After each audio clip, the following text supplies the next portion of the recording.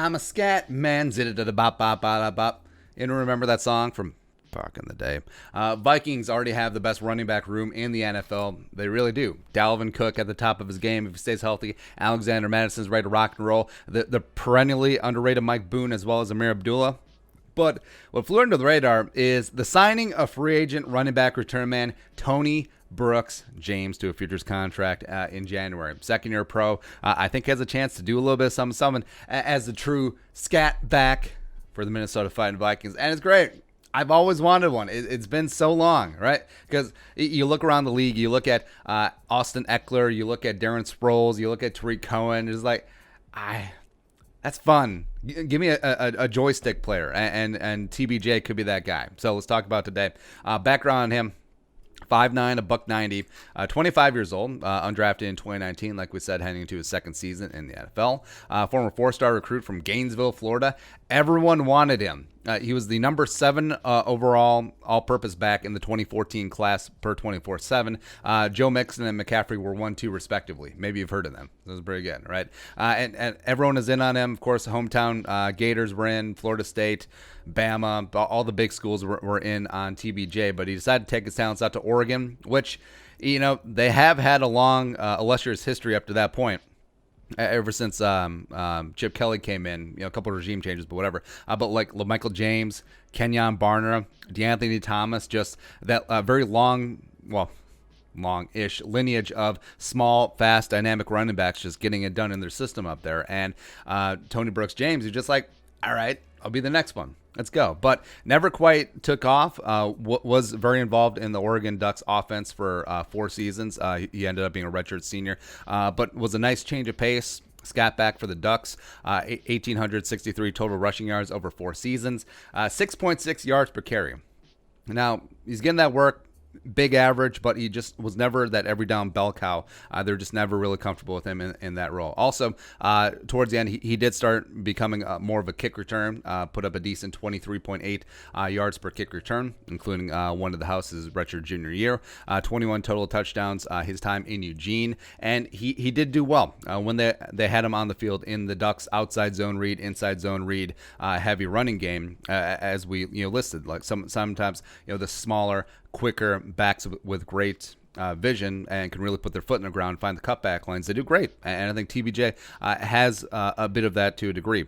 No Senior Bowl, no combine, all the snubs just because undersized, blah, blah, blah. Also, he was coming off of an injury in the Civil War game against Oregon State his final season.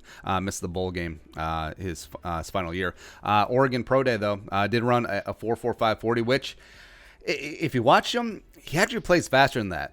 Just by a degree, as well as quick as hell. Did very well in the short shell, did very well in the 3-cone as well. So you have a lot of short area quickness and explosiveness. But like I said, undrafted in 2019.